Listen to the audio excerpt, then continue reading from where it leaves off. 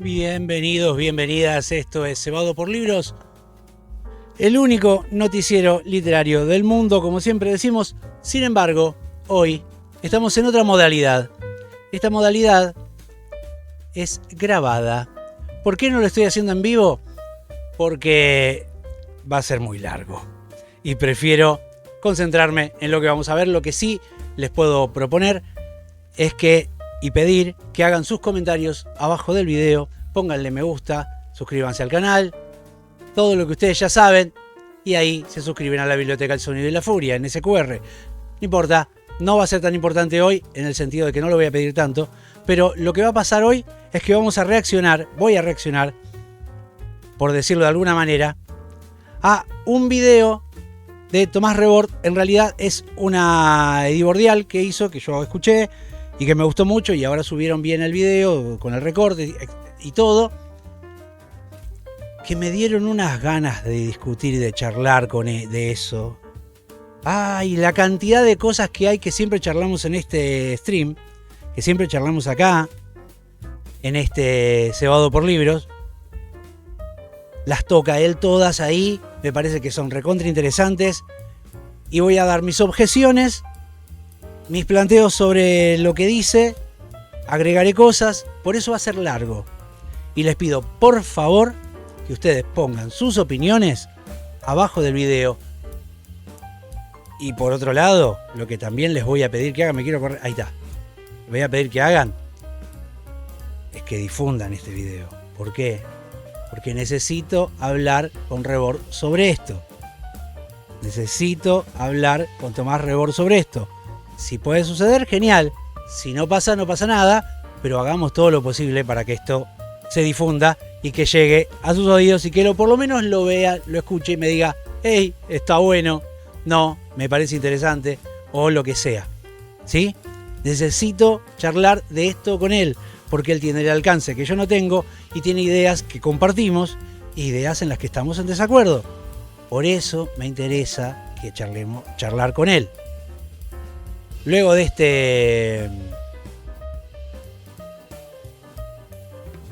esta introducción, a un cortecito y vamos a ver el video completo. Es largo, ya lo habrán visto, es largo. Así que tengan paciencia, tómenselo con calma, hagan sus cosas mientras escuchan la charla, su editorial y mis acotaciones, y después opinen, o mientras tanto opinen. Acuérdense, me gusta, suscríbanse, etcétera, etcétera, etcétera. ¿De qué quiero hablar? Ahí va. ¿De qué quiero hablar? Quiero hablar de la ruptura del tejido de la realidad. Me gusta. Es en serio, es en serio. Se están riendo acá en la tribuna. Creen que enloquecí. No enloquecí, no enloquecí. Esto es en serio, ¿eh? ¿Alguno estuvo viendo esta tecnología? Lo detengo acá. Primero por cómo empieza con el tema. Me interesa porque por fin encontramos cosas que no tengan que ver con coyuntura, con algo que pareciera que no pudiéramos pensar otra cosa, ¿no? Que la conversación de la semana, de lo que sucede, de lo que está pasando hoy y que mañana se va a terminar. Sin embargo, que empiece a tocar temas, él como cualquiera, que tenga una cierta llegada, temas que sean trascendentales, vamos a decirlo así, de una importancia mayor, universal, humana, como le quieran decir, me parece que es algo que nos están mezquinando, que no nos están dejando hacer. Como nos invaden de tanto ruido, sentarse a pensar algo, de verdad, es algo que no tenemos que dejar de hacer y pelear contra ese ruido para poder encarar un tema como este. A ver. Que compartió Google, llamada VEO3. VEO3, algunos me hacen que sí en la tribuna. Alguno estuvo viendo, Google compartió hace poco un motor generativo de IA que genera simultáneamente video y sonido, ¿sí?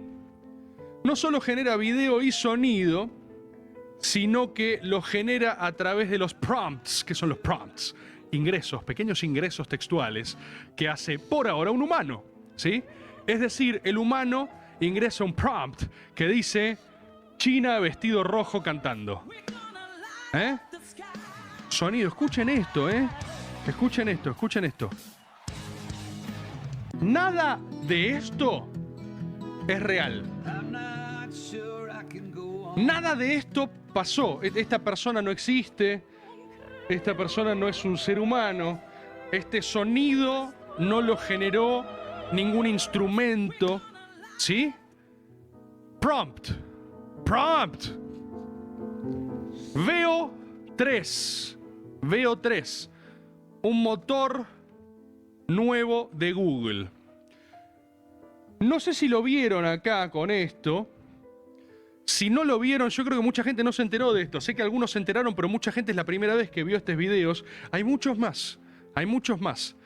Yo quiero decirles quizás con un dejo de... Miren lo que es esto, boludo. Miren lo que es esto.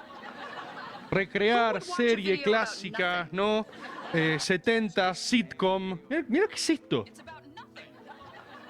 No hay forma de distinguir si esto es real o no, ¿sí? Yo lo que quiero decirles, primero quizás con un poco de ingenuidad, todos sabíamos que esto venía, ¿no? Porque todos vimos la curva de aceleración generativa, lo hemos hablado muchas veces en Edibordiales, hemos hablado de tecnocristianismo, hablamos de estas sutiles rupturas. Ahí empezamos con el tecnocristianismo. En ese tipo de puntos en los que me voy a sentar para discutirle, vamos a decir así, a distancia, a reacción, justamente de la manera en que después vamos a estar criticando un poco. Pero bueno, son las posibilidades, la herramienta ante la imposibilidad de los acercamientos. Ya les voy a explicar por qué. Bueno. Con la realidad, pero les voy a confesar, no pensé que iba a llegar tan rápido la no distinción. Porque uno evidentemente sigue siendo ingenuo, porque uno agarra y dice, bueno, todavía tiene muchas cosas que te das cuenta sin ir más lejos. Boludo, la semana pasada hablamos de cómo habían jubilado al pro con un video que yo creo que todas las personas de mi generación la vieron y dijeron, nadie creyó que era verdad. Todos dijeron, mirá la que les hicieron. Ahora, esto es otra cosa. Esto realmente ya hoy, no hay forma de distinguir con el uso al menos de tus facultades y sentidos si algo pasó o no pasó. Y esto es nuevo. Es importante y dejo un punto ahí, clavo una banderita ahí, en la idea de los sentidos. Es nuevo. Fíjense ahora un reel divertido, pop para divertirse, de una página que se llama Roboteísmo. Roboteism. Fíjate si la tenés, Rama, disparala acá del costado y vamos a verla. I'm an atheist and I told my baby that God doesn't exist. I'm a robo-theist, and I told my baby that artificial intelligence is God. I'm an atheist and Esto lo está haciendo la IA sola, en loop. ¿Sí? Hay un sacerdote originario que le ingresa un pequeño prompt. ¿Sí? Una piedrita al río es lo único que necesita todavía, es lo único que todavía no es reemplazable. El pequeño prompt. ¿Sí? El primer sacerdote, el Robotech. Pero esto es el Omnisaya, esto está pasando. Fíjate la línea que curte la IA, el roboteísmo. La IA empieza a darnos su propio contenido en el lenguaje que nosotros nos entendemos. Te pone un ateo feo. Mirá qué interesante, un ateo. Yo soy un ateo, no creo en nada. Y de repente todos fachas cancheros diciendo, yo creo en Dios. Es la IA. Son un montón de videos así. Soy roboteísta, dice. La misma IA que no podés distinguir si es real o si no es real. ¿Sí? Vayan recordando estas cosas, Esto es nuevo en serio. Esto hay mucha gente que no sabe qué está sucediendo. ¿Escucharon hablar del CRISPR? CRISPR. Sí, dicen algunas personas en la tribuna, pero muy pocas. De repente pasamos, ¿no? Veo Yo me enteré porque lo busqué después de que lo dijo, ¿eh? Me puse a googlear. Los invito a que lo hagan ahora mientras escuchan. CRISPR. CRISPR, así es. 80% de la tribuna haciendo así. CRISPR, hay uno solo, que con un dejo de muerte en sus ojos hizo así. CRISPR. CRISPR. ¿Qué es CRISPR? CRISPR. Esto está pasando ahora, ¿eh? ¿Alguno vio Gattaca? Me decían en la reunión que era Gattaca. Yo insisto en que es Gattaca. Los problemas de la ciencia ficción, los problemas hipotéticos de la ciencia ficción, que oh casualidad son los mismos problemas de la filosofía clásica, del mundo helénico, hoy son un problema de actualidad. En realidad también lo pienso por el lado de que en realidad siempre estuvieron los mismos problemas, porque hay problemas filosóficos que no tienen una solución, tienen un acercamiento a una respuesta, lo cual no implica que eso se agote, ¿no? Y de ahí es que la ciencia es uno de los mejores, a mi criterio y seguramente que el de muchos, la mejor manera de conocer el mundo. Yo no hablo de verdad, yo hablo de conocer. Y ahora después vamos a hacer una distinción con la que yo podría responder o que se me ocurre que digo yo porque soy el que está hablando, pero que otros han postulado y que uniendo todo eso podríamos tener algunas respuestas o algunos acercamientos a ese conocimiento. A ver. La alegoría de la caverna de Platón, estar preso de tus estímulos, emociones y sentidos, no pudiendo distinguir qué es real y qué no, hoy es un problema de realidad, no es una hipotética, no es una distopía. ¿Qué es CRISPR? Hablé con expertos técnicos. Y por expertos me refiero a Agustín Courel y Nicolás Espacavento. ¿Sí? Hablé con mis teólogos y mis pensadores. Me encanta porque él habla de teólogos, ¿no? Cuando para mí, o por lo menos en lo que llego a pensar o a postular o a tratar de llevar adelante y poner a prueba, es la idea de no el teólogo, sino de la literatura, del literato, de lo que es la narración, la forma narrativa, el carácter narrativo, quiero decir, que tiene el lenguaje. Ahora seguimos. Hablé con mi grupo de consejo de ancianos que no son ancianos y les dije, amigos, ¿qué está pasando con CRISPR? Voy a contarles qué es el CRISPR porque yo creo que la mayoría de la gente no sabe qué es. El CRISPR es un tipo de ciencia, un tipo de técnica, a través de venta ambulatoria de muy fácil acceso de kits de edición genética. El CRISPR, que es algo que está a mano de vos. Más de uno en la casa dirá, no, de mí no, si yo soy un gordo gil. El gordo gil es la materia prima de todo esto. De hecho, todavía la power source de la red son gordos giles. ¿Sí? Vos sos exactamente el que puede hacer esto. Vos te pedís un CRISPR. Acá voy a volasear un poco.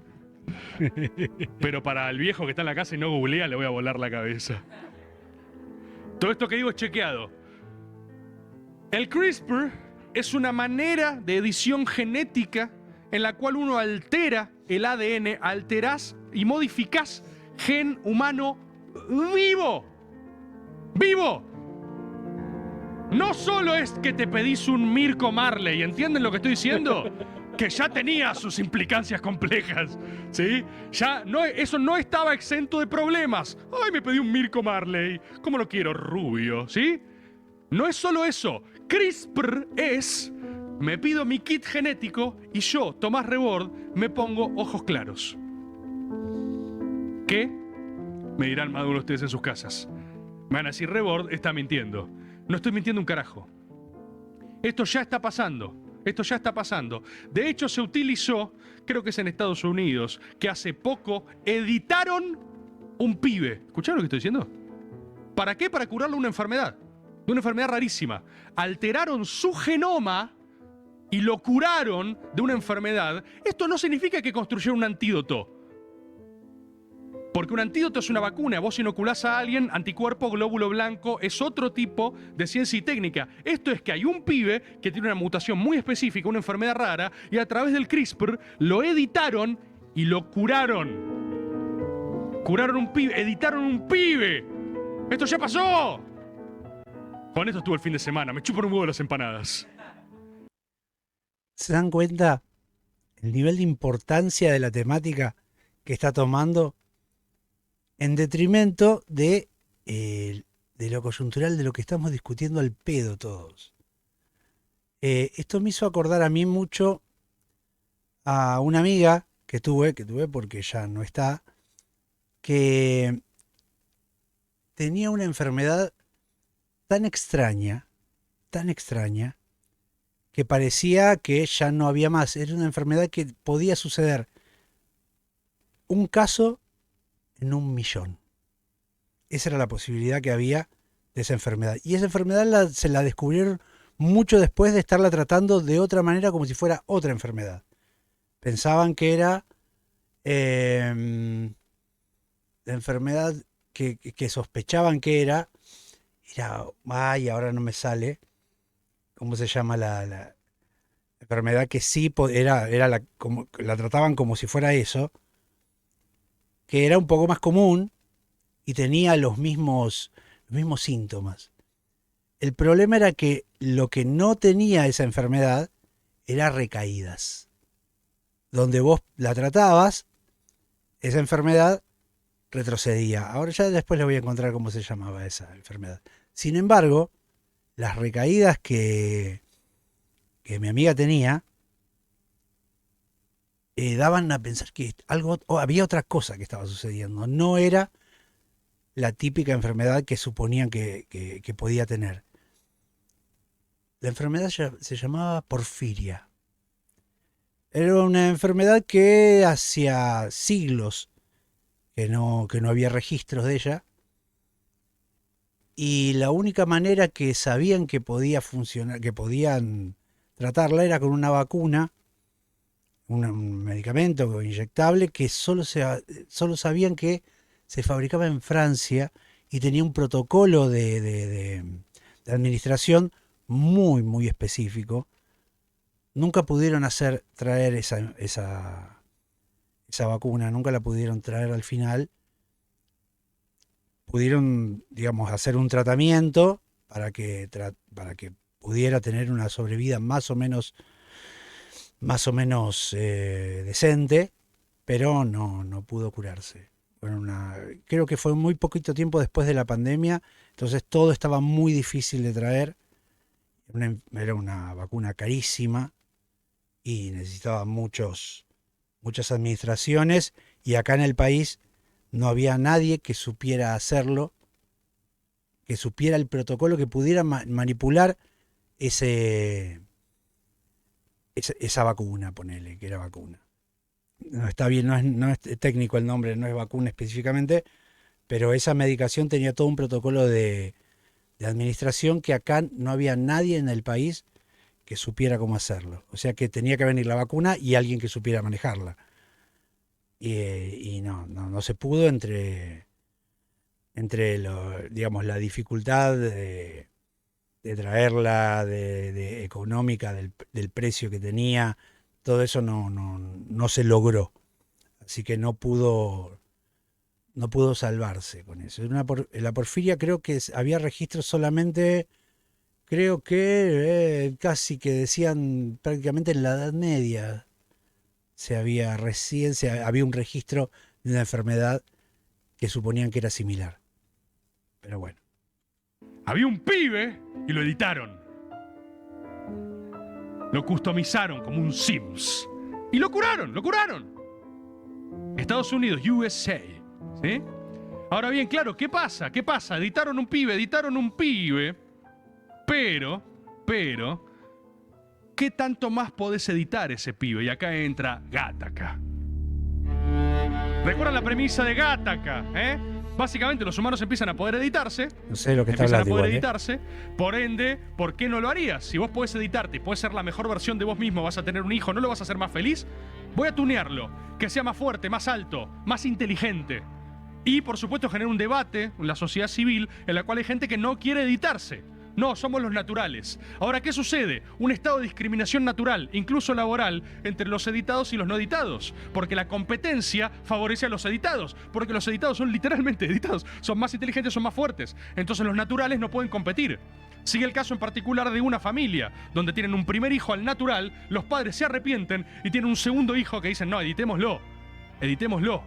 Y sigue el drama de dos hermanos, uno editado y uno no editado. Ahora bien, si vos te podés editar vivo, yo me pido un CRISPR ahora. Yo si quiero me edito, no sé si funciona así. Yo si quiero me edito para la semana que viene. Yo hago, la semana que viene voy a divorciar con ojos celestes. ¿Qué vas a hacer? ¿Qué vas a hacer? CRISPR. ¿Y qué impide editarte? Hay gente que está, escucha esto. ¿Qué está empezando a pasar? Ya hay gente que está vendiendo genes editados. ¿Por qué? Porque alterás el código secuencia del ADN y el que lo sabe hacer vende, uno pone en el chat, sale un gigantopene. CRISPR. ¿Sí? CRISPR. La gente empieza a vender secuencias de ADN modificado. Momoa Board es real, ponen acá. Al fin va a llegar a Momoa Board. Al fin. Esto ya también se había sucedido, creo, tendría que investigarlo bien y mostrarles los datos o la historia, de un hombre que ilegalmente, esto todo había comenzado con la idea de la clonación. Y la idea de clonar sin los defectos genéticos con los que pudiera venir, ¿no? Decirle feto es mucho, pero sí, con el que podría venir este principio de ser humano. Y un hombre que tenían prohibido porque todavía no está todavía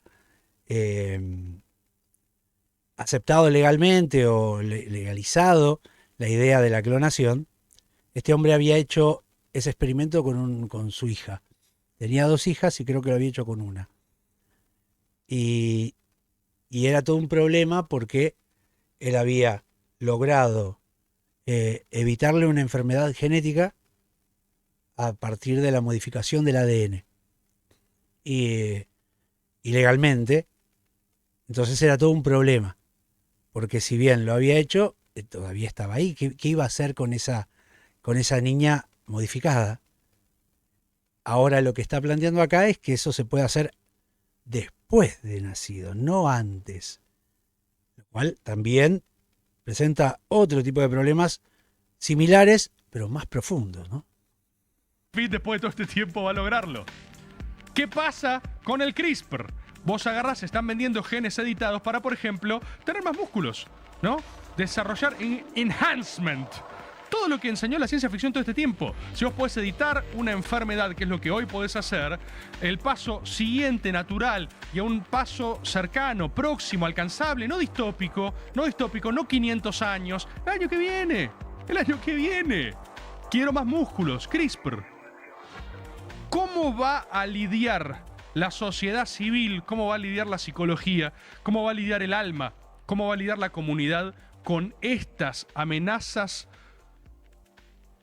a su forma de existir? ¿Se entiende? Para mí este es el punto de partida interesante que quería charlar hoy. Quiero 99 de estamina por uno acá.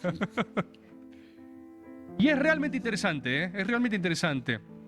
Hablábamos la semana pasada al respecto de la intervención de León XIV, ¿no? Con las respuestas a la inteligencia artificial. ¿Tiene la teología algo para decir? ¿Qué tendrá la Iglesia Católica para decir al respecto de todo esto? Realmente creo que es hora de empezar a ensayar respuestas a algunas de estas preguntas.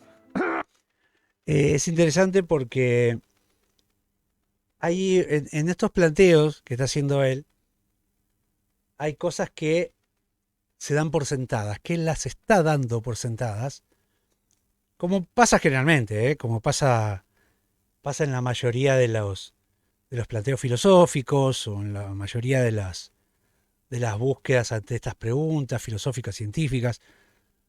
Él está dando por sentado algo. Principalmente lo que está dando por sentado es que existe el alma. Y tal vez yo estoy mirando esto y cuando lo vi, cuando lo pensé, estoy entendiendo que es una prueba mucho más tajante de que somos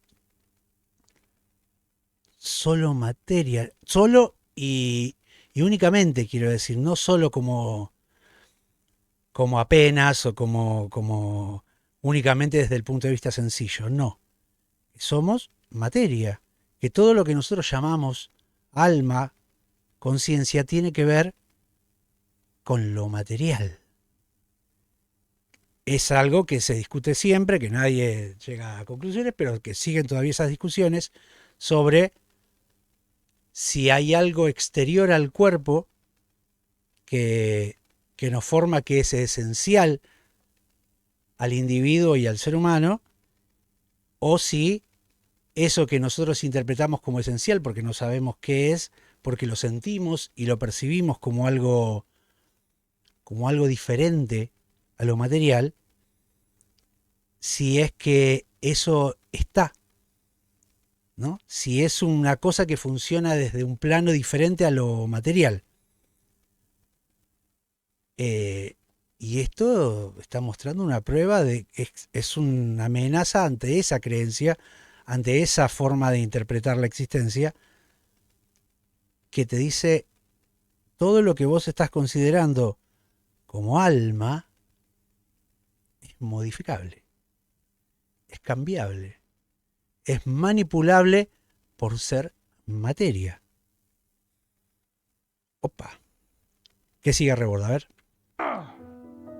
Si tuviera CRISPR, nunca tendría pollos en la garganta. ¿Se entiende? Así empieza, así empieza. Hay algunas respuestas. ¿Cómo se va a ordenar la humanidad frente a la posibilidad de esta especie de experiencia transhumana, ¿no? Quien leyó Las partículas elementales de Houellebecq también puede, ¿no?, tener algunos grados de similitud con algunas de estas premisas desarrolladas en esa excelente novela.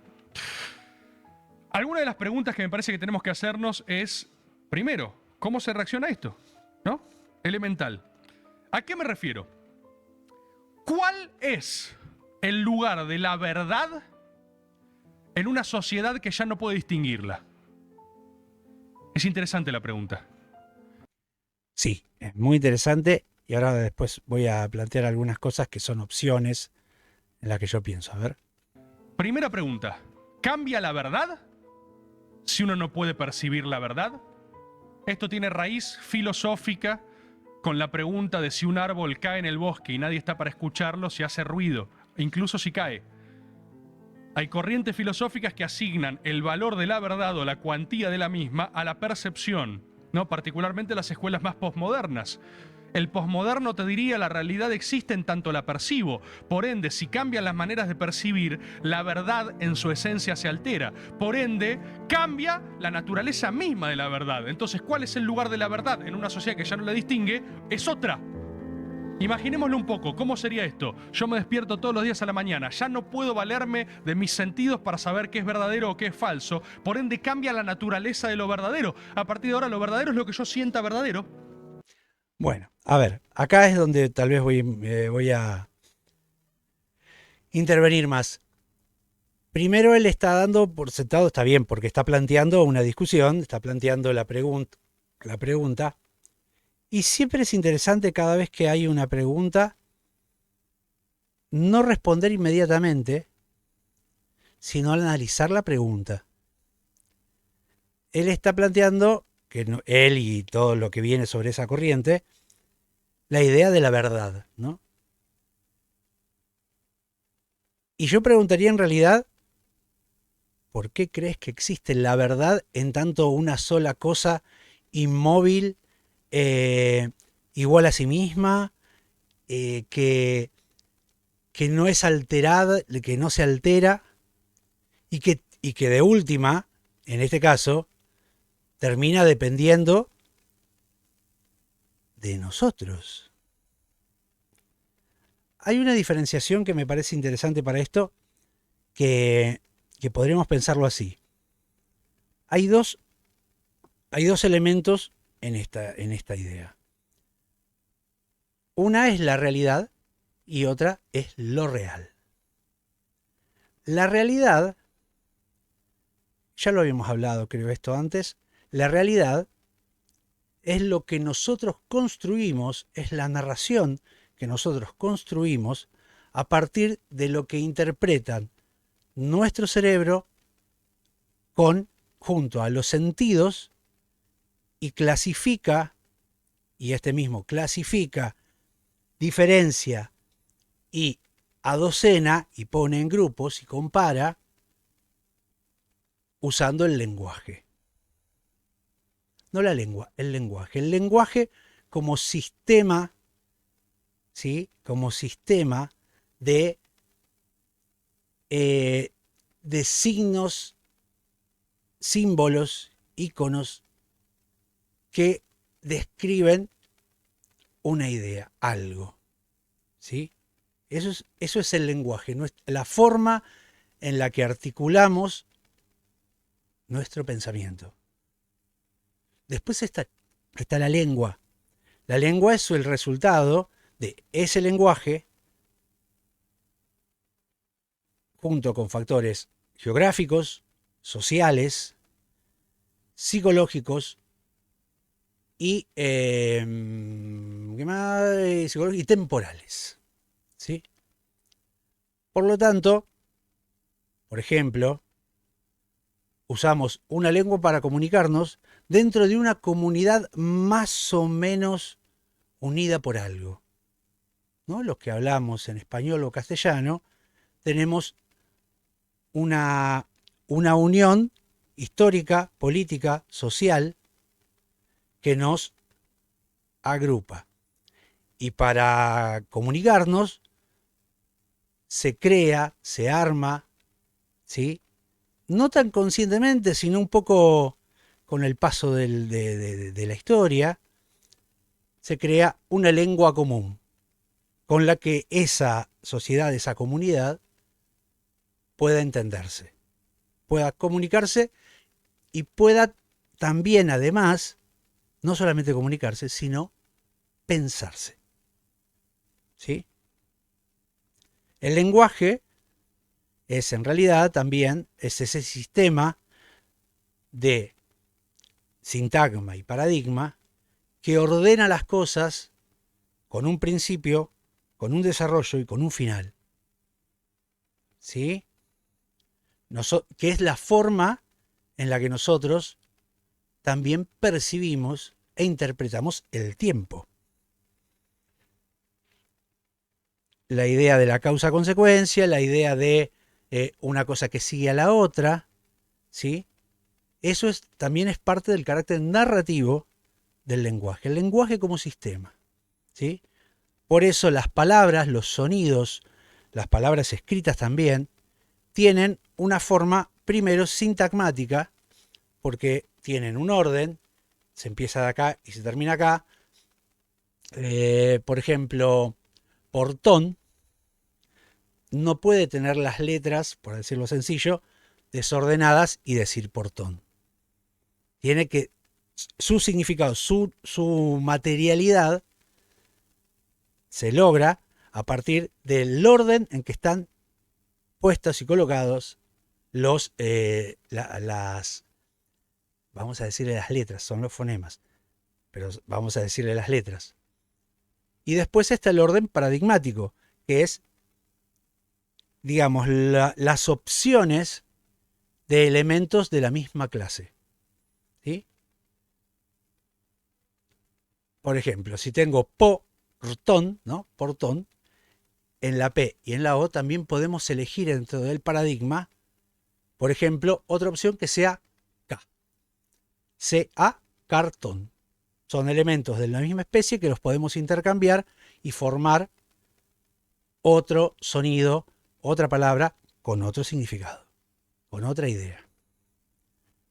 De portón podemos decir cartón, podemos decir un montón de las combinaciones siempre van a ser, acuérdense, sintagmático, paradigmático. Sintagmático es la línea temporal, es la línea del orden, y lo paradigmático es lo que nosotros tenemos opciones de cambiar los elementos que se parecen, que son de la misma especie, que son del mismo tipo, que pertenecen al mismo conjunto de elementos, ¿no? Me dirán, bueno, pero por ejemplo, en Japón o en China tenemos otro tipo de letras, otro tipo de fonemas, otro tipo de formas, y van en otro orden. Bueno, pero eso es en la escritura.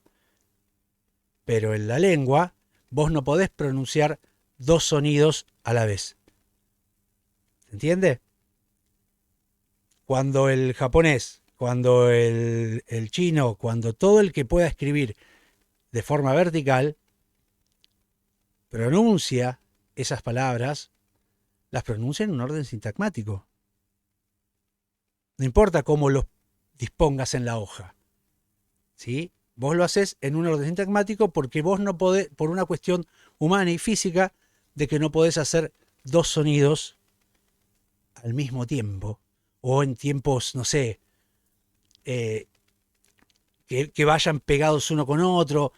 No puedes cambiar el orden porque no tenemos la capacidad física de hacerlo, ¿sí? Por lo general, hay gente que dice que sí, que se pone un broche en el medio de la boca y puede cantar en estéreo. Ese era un chiste que le hacíamos a un amigo porque le decíamos bocón. Pero por lo general el ser humano no puede hacer eso. Hace las cosas de a una vez, ¿sí? Una detrás de otra. Bien, volviendo. Los sentidos reciben los estímulos externos de lo real, se los comunican al cerebro, el cerebro utiliza el lenguaje para ordenar y darle sentido a todo eso. Y darle un orden, una interpretación, por lo tanto reacciona ante ello a partir de las experiencias, de lo que sabe, de lo que relaciona y de lo que puede interpretar con las experiencias previas a ello. Por eso también es interesante que se habla que creo que es en el psicoanálisis, Lacan si no me equivoco, habla de que una cosa es el dolor y otra cosa es el sufrimiento. El dolor es la reacción que tienen los sentidos ante un daño. Y el cerebro lo toma como tal y las terminales nerviosas envían señales eléctricas con las que comunican qué es lo que está sucediendo al cuerpo para que el cerebro decida qué va a hacer. Ahora, una cosa es el dolor y otra cosa es el sufrimiento. ¿Por qué? Porque el sufrimiento se da cuando vos por lo menos imaginaste, soñaste, pensaste qué te pasaría si sentís ese dolor. Una cosa es que te corten un brazo y otra cosa es haber fantaseado con que te cortan un brazo y todo lo que vas a sufrir sin tener un brazo, todo lo que te va a pasar, el miedo que te da semejante dolor, toda esa explicación, todo ese grupo de estímulos que interpreta y adocena el lenguaje, el cerebro usando el lenguaje, provocan mayor grado de dolor, de complejidad o de marcas. Y eso es lo que provoca el sufrimiento.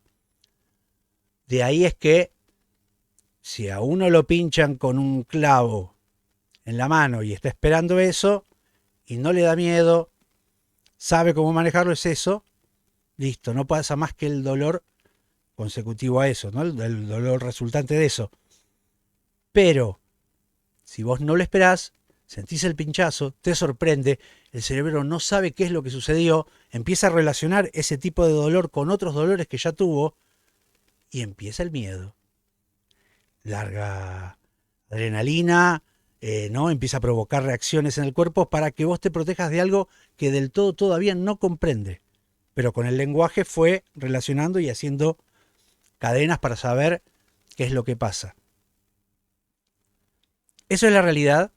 La realidad es lo que uno hace de lo que percibe y de lo que interpreta con el lenguaje. ¿Sí? La realidad es puramente humana.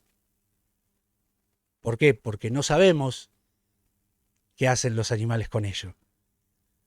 Y la realidad es subjetiva en el sentido en que vos, porque vos solamente podés sentirlo de esa manera. Pensemos así. Hay frecuencias sonoras que nosotros no percibimos o que percibimos sin ningún problema, sin ningún daño. Sin embargo, por ejemplo, los perros, ese tipo de sonido, los altera, les hace daño, ¿no? Bien. Lo real es esto que hay por fuera de nuestros sentidos, por fuera de los sentidos, que nosotros interpretamos. Hay algo ahí que nosotros no tenemos la capacidad, por lo menos sensorial, de interpretar sin nosotros las puertas de la percepción. Pensemos en Aldous Huxley, ¿no? Cuando las puertas de la percepción, dijo Blake, sean depuradas, podremos percibir el mundo tal cual es, infinito. Esa diferencia entre lo real y la realidad es fundamental para entender que el ser humano no es el centro de todo. ¿Sí? No es la medida de todo, es la medida de sí mismo. ¿Sí? Hay maneras de tratar de llegar al conocimiento de lo real que no dependen de los sentidos, y eso tiene que ver con la ciencia. Formas de conocer por fuera de la percepción. La percepción llana y propia y lisa del ser humano. La ciencia, en ese sentido, tiene métodos y formas de entender, de calcular, incluso se crea una propia lengua de la ciencia, por ejemplo la matemática, que nos acercan a eso que no podemos percibir con los sentidos. ¿Sí? ¿Cómo podemos pensarlo? Podemos pensarlo desde, bueno, todo lo que es la física molecular, ¿no? Que tenemos que tener herramientas, instrumentos para calcularlos, para suponerlos y para encontrar que algo está ahí a pesar de que no lo podamos ver, que no lo podamos percibir, ni tocar, ni sentir con los sentidos del cuerpo. Pero podemos calcular su existencia, podemos crear imágenes que se le asemejen, podemos incluso, bueno, con microscopios y esas cosas, sí, pero necesitamos un instrumento entonces. No podemos saber la textura que puede tener, por ejemplo, un fotón, pero el fotón está ahí. El fotón está ahí. Calculamos si está ahí. Ingresamos a la partícula de la luz, con cálculos, con física, con matemática, con experiencias previas, con otros científicos que se ponen a discutir sobre ello, y en esa prueba de que no es individual, de que no es yo digo que esto acá hay un fotón porque yo lo demostré así, a mí me parece que está así.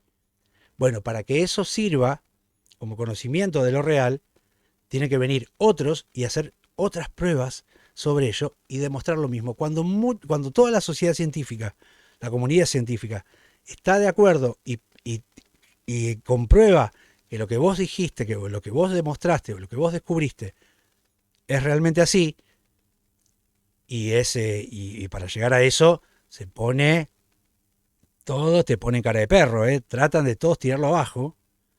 Cuando no lo pueden tirar abajo, bueno, listo, esto es una teoría o es un descubrimiento lo más acercado a lo real posible con todas las herramientas que tenemos. Bien, ahora me viene a la cabeza esto de lo real como eso que... Ah, bueno, ahí va. Lo del árbol que cae y hace ruido, o no hace ruido si no hay nadie que lo perciba, es una boludez, un planteo boludo.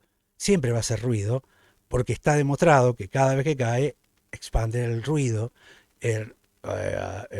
como se hace vibrar el aire, más allá de nosotros, más allá de que esté el ser humano ahí, porque ese es un problema casi filosófico y teológico, si lo queremos usar en los términos que está hablando Rebord.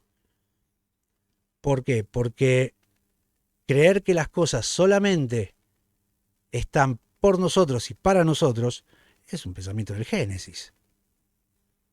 Es el ser humano como centro de las cosas. Y ese tipo de soberbia es típico de lo religioso. ¿Por qué? Porque creemos que se cree que si hay un Dios enorme, un creador, le estamos dando cualidades primero humanas, ¿no? Tiene que ser creador, ¿no? Como nosotros que hacemos cosas.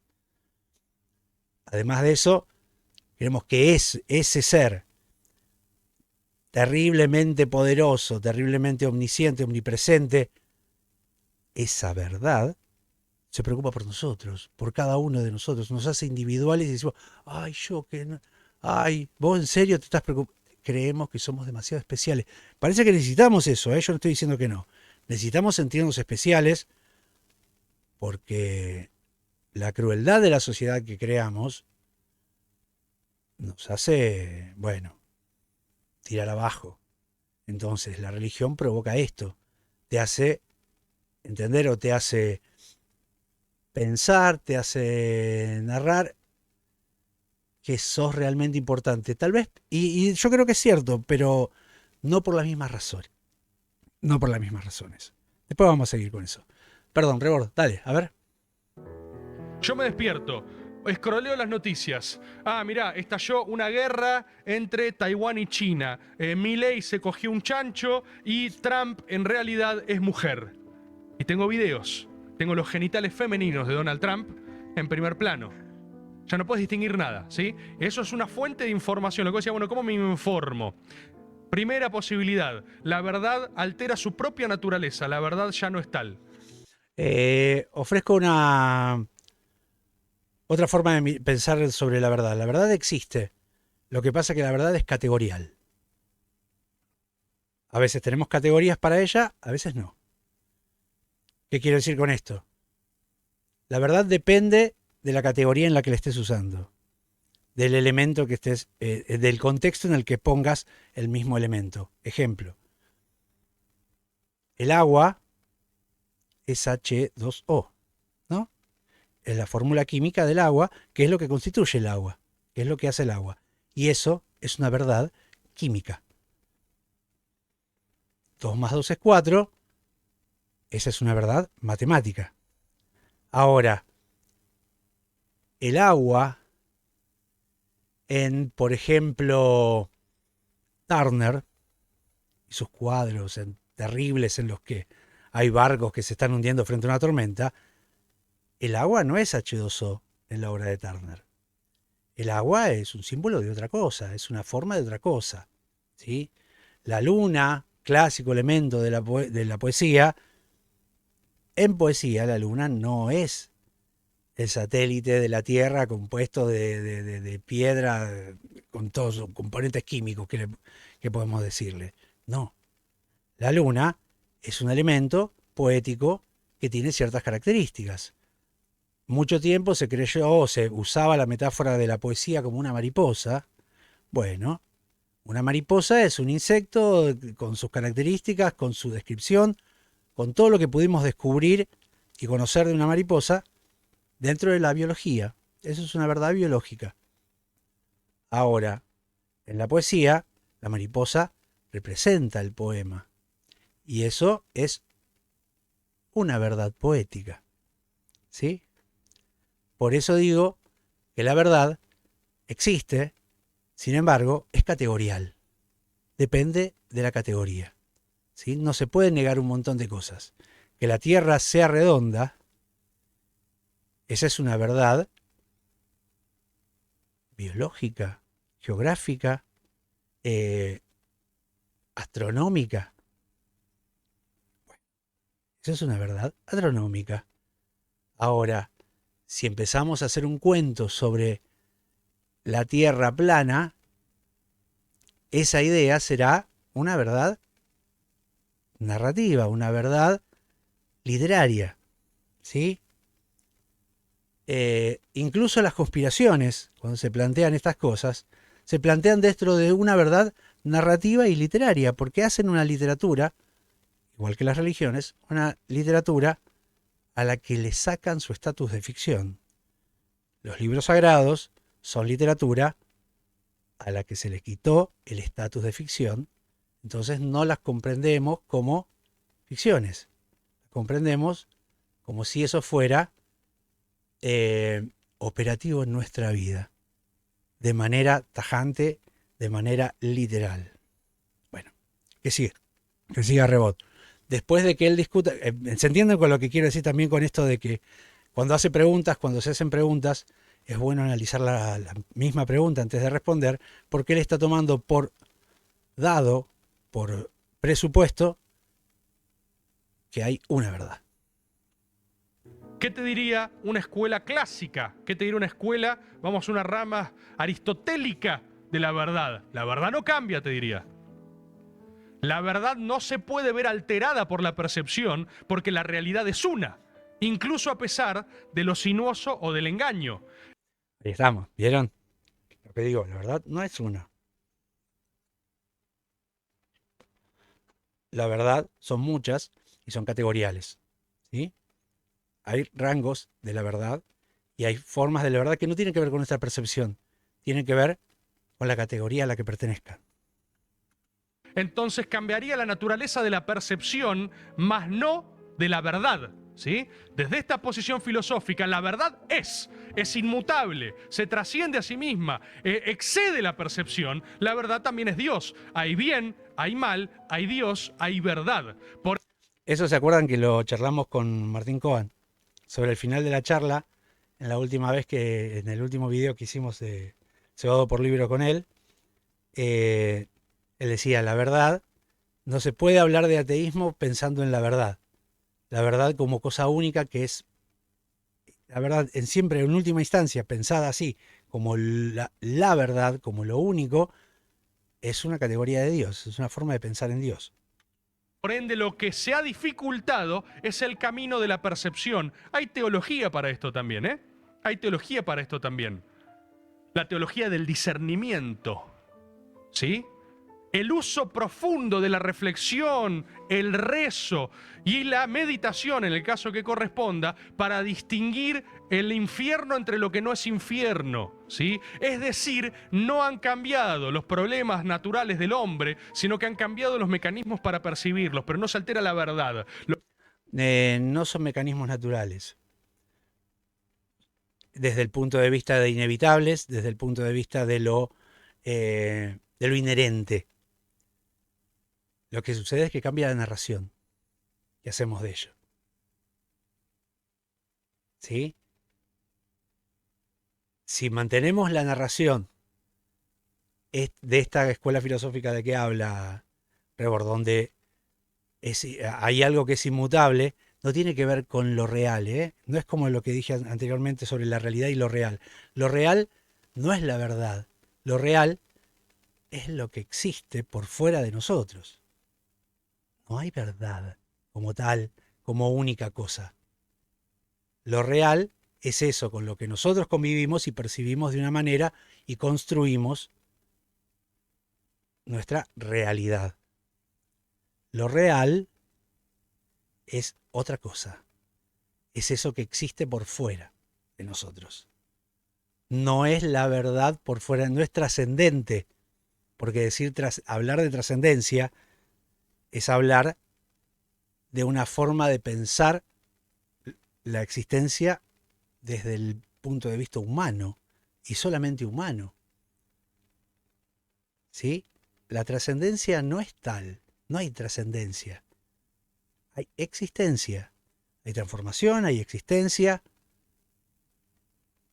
Lo que trasciende la historia nuestra es una idea de lo que nosotros recordamos, de lo que nosotros rescatamos, de lo que para nosotros será importante, pero como especie humana social, no como punto último del descubrimiento de las cosas. ¿Sí? Tal vez nunca descubramos del todo lo real. Y hay que apañarse eso, porque ¿quién nos creemos que somos? Bastante estamos haciendo. Hasta ahora bastante hicimos y bastante hemos avanzado en descubrir lo real. Tal vez otro conocimiento en otro momento nos tire abajo algunas formas que nosotros entendimos que, nosotros creímos que era esto, supusimos que era esto, hicimos una teoría de esto, y para hacer una teoría hay que aclarar también, teoría no es me imagino algo, lo supongo y lo digo. Para llegar a una teoría hay que pasar muchas pruebas en lo científico, ¿sí? Por eso el Big Bang, lo que se llama Big Bang, o la gran expansión, es una teoría muy firme porque muchos pusieron a prueba ello, lo calcularon de vuelta, lo pensaron de vuelta, le buscaron alternativas y era lo más plausible. Y estuvieron de acuerdo en que era lo más plausible. Estuvimos en eso. Y de ahí los que no practicamos tanto la ciencia, ¿no? Nos legaron eso. Lo que hay que entender es que la realidad se pone mucho más compleja, ¿sí? Acá tenemos ya dos primeros grandes caminos para enfrentar una crisis de sentido sin precedentes en la historia de la humanidad. Me gusta porque yo pongo a prueba, yo pienso, yo trato de postular la idea del sinsentido. Porque la idea de sentido es casi como la idea de verdad, ¿no? Es dar por sentado, dar por aceptado, por lugar, por base desde la cual me afirmo a hacer una pregunta, que las cosas tienen un sentido.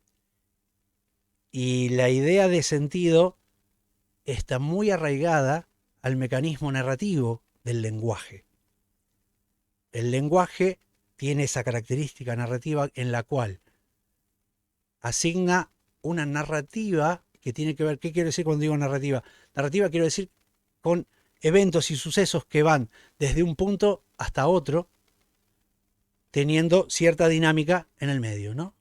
Lo que Aristóteles descubrió que nosotros pensamos de manera de tres partes, ¿no? En la estructura de tres partes: inicio, desarrollo, final. Sin embargo, con los descubrimientos científicos últimos, últimos quiero decir ponerle 100 años, sabemos que no hay final. Si tomamos como base, usando también, esto es un preconcepto, si tomamos como base, si estamos de acuerdo en que somos materia, y la materia no desaparece ni puede ocupar el lugar de otra materia, sino que se transforma y nunca desaparece. Piénsenlo desde, como le decía Carl Sagan, somos él dice, le dijeron que transformaron la frase de somos polvo de estrellas, pero no es polvo de estrellas, somos partículas de estrellas. Para llegar a eso, se descubrió que los mismos elementos que forman una estrella también formaron el planeta, formaron los elementos y formaron nuestra vida. El carbono, por ejemplo. Estamos formados a base de carbono. Y el carbono viene de otro lugar, que junto con otros elementos que se fusionan, que chocan, que crean cosas, que se desarman, que se transforman, terminan creando otras partículas y así. ¿Sí? Por lo tanto, pensar en el sentido es como pensar en la verdad.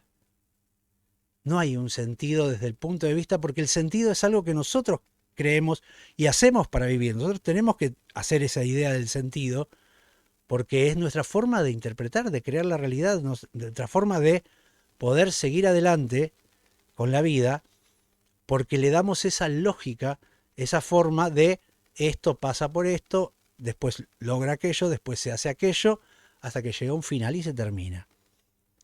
Cuando sabemos que después de la muerte, lo que llamamos muerte, después de que el sistema, el sistema complejo que es nuestro cuerpo, deja de funcionar, no se termina ahí porque se transforma en materia para otros elementos, para otros seres vivos, para otras materias, termina transformándose y formando parte de todo lo demás. Entonces, visto así, no hay final. Visto así, no hay sentido ni objeto desde el punto de vista humano para ello. Para eso, para lograr esos sentidos y esos objetos y esos propósitos, tenemos que crearnos nuestra propia narración. Tenemos que nosotros darle, pero que nosotros le demos sentido a las cosas no significa que las cosas tengan sentido, ¿sí? Sino que nosotros le damos un sentido para interactuar con ello. Le damos un sentido con el lenguaje para interactuar con ello. No quiere decir que la existencia en sí tenga un sentido. Eso es creer que lo que nosotros hacemos se puede trasladar a todo lo demás.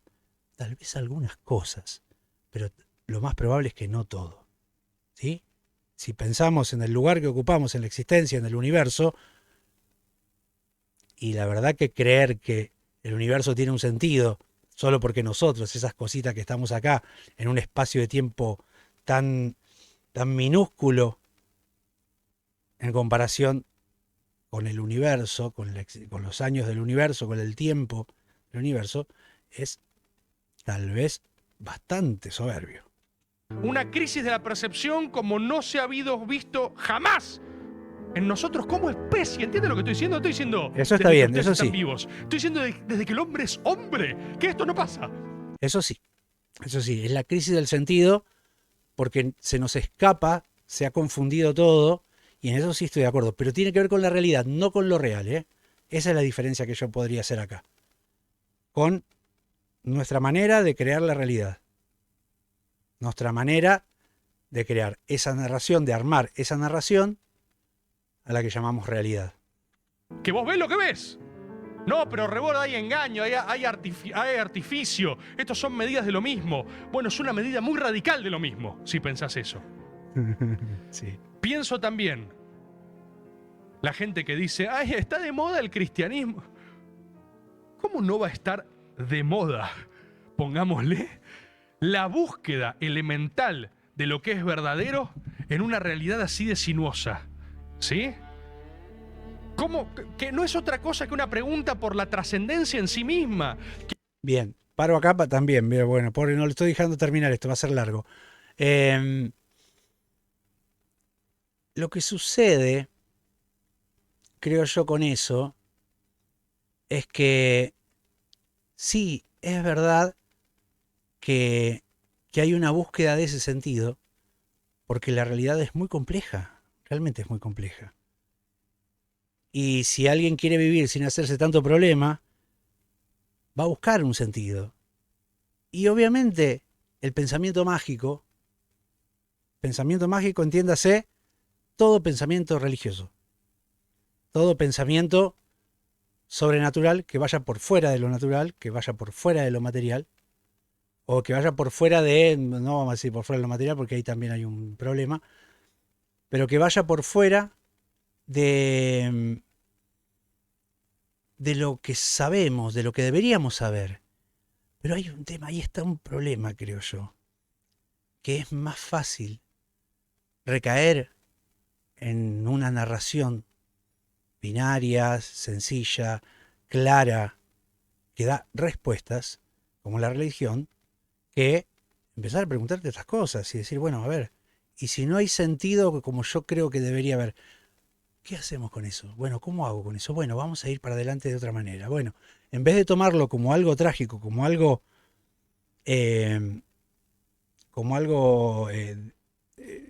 como una cosa sin consuelo, es tomarlo como lo que es. Bueno, a ver, y acá, bueno, yo voy a narrarme esto, yo voy a hacer que esto que quiero hacer tengan sentido en esta vida, en este momento en donde yo voy a ser consciente, donde voy a crearme una narración de esta vida para poder vivir de una manera más plena, sin tanto sufrimiento, o con un poco menos de sufrimiento, o un sufrimiento soportable. Ahora, esto no es nuevo. Que caigamos en los pensamientos mágicos es fruto de que siempre vivimos en un pensamiento mágico. Nunca tuvimos tanto conocimiento de la ciencia y de los descubrimientos de lo real y de que hacemos nuestra realidad como creemos. Siempre tuvimos pensamientos mágicos. Es muy llamativo porque el pensamiento mágico te da estímulos y te da formas que hacen que el cerebro sienta placer ante la resolución de las cosas, ante lo sencillo, y nos aferramos a eso porque ya venimos pensando eso siempre. Culturalmente pensamos eso. Culturalmente llevamos la vida así. ¿Me explico? Esto sería muy distinto si en realidad se hubiera dejado el pensamiento mágico, ni bien empezamos a tener adelantos científicos que demostraran que todo lo que va por fuera de lo natural, por fuera de lo existente, demostrable, no tendría cabida. Pero ¿qué pasó? Van a decir, bueno, pero esto desde hace mucho, sí, bueno, pero en la vida común, en el ser humano que vive común, nosotros que estamos trabajando, que vivimos así nomás, que no estamos en estos temas, que no nos interesa, también nos han mezquinado eso. Que digan, bueno, ¿por qué los científicos hablan tan raro? ¿Por qué nosotros no comprendemos? En realidad tenemos que pensar, ¿por qué no comprendo yo cómo habla un matemático de su materia? ¿Por qué no lo comprendo? En vez de quejarme de que el otro no baja, ¿no? En muchas comillas, bajar el contenido, bajar la explicación para que lo entienda cualquiera, la idea del común, de la doña Rosa, la idea del gordo que está sentado en un sillón, la idea esa provoca que hay gente que piensa más, que tiene más conocimientos, y el otro que es un imbécil que no necesita saberlo. Pruebas hacia esto, pequeñas cosas que puedo pensar como marcas. Hay colegios religiosos, pero no hay colegios científicos. Y no estoy hablando del científico Basilio, que eso también es religión, o pensamiento mágico. ¿Me explico? Hay una exacerbación y una valoración desmedida de las reacciones que llamamos sentimentales, de las reacciones que llamamos, le decimos movimiento del alma, le decimos alma, ¿no? Porque son sentimientos que nos cuesta darle un lugar, una clasificación con el lenguaje. Entonces, bueno, lo que no comprende el lenguaje lo pasamos a otro plano, pensando que es una existencia diferente. Y no. Ahora, esto de la búsqueda del pensamiento mágico, por un lado sí, es verdad, sucede porque la realidad se puso muy compleja, ¿sí? Esta realidad que estamos creando los seres humanos como especie se hizo muy compleja, y la mayoría de los seres humanos no tenemos el conocimiento básico necesario para interpretar. ¿Qué es lo que tenemos como básico siempre como razonamiento? El pensamiento mágico, religioso, ¿sí? Lo teológico. Porque es más sencillo, es una narración sencilla que da soluciones, que no crea ambigüedades, por lo menos en la superficie. ¿Sí? Por eso vamos a la astrología, por eso vamos a los chakras, por eso vamos a... Me van a querer matar por decir todo esto, pero todo eso son narraciones que buscamos para darle sentido. No importa si sos católico, si sos evangelista, si sos judío, si sos lo que sea. Esas son narraciones que creamos y le quitamos su carácter de ficción. En vez de utilizar la ficción como algo que nos permita complejizar el pensamiento para poder buscar salidas que tengan que ver con un acercamiento a lo real. Acercamiento, no estoy diciendo que lo descubramos algún día, tal vez nunca. Que nos acerquen a lo real. En vez de buscar eso, buscamos las narraciones más sencillas, que son las narraciones del pensamiento mágico. ¿Sí? Ahí está el punto. Cuando se habla de están poniendo de moda el cristianismo, es una boludez decir eso, ¿no? Pero sí hay una vuelta al pensamiento mágico. Una vez, ¿se acuerdan? Los invito a que lo busquen. Hice una editorial donde hablaba de esto de que nosotros armamos estas formas de interpretar el mundo porque tenemos mucho miedo de enfrentar lo otro. ¿Sí? Y en ese armar narraciones, en ese armado de narraciones, recurrimos a lo más sencillo, a lo más automático, que es algo que te da lo que nosotros esperamos, un sentido, una forma, ¿sí? Pero no comprendemos que eso es algo que nosotros creamos para, ¿sí?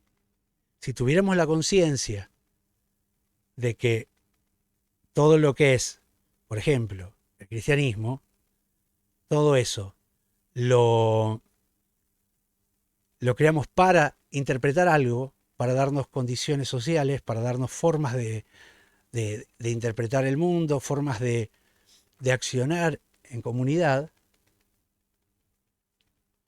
seríamos más libres de la imposición sobre algo que es ficción y que nos están diciendo que no. Ahora, estar todo el tiempo y venir desde el pensamiento mágico es algo con lo que ya venimos, socialmente venimos.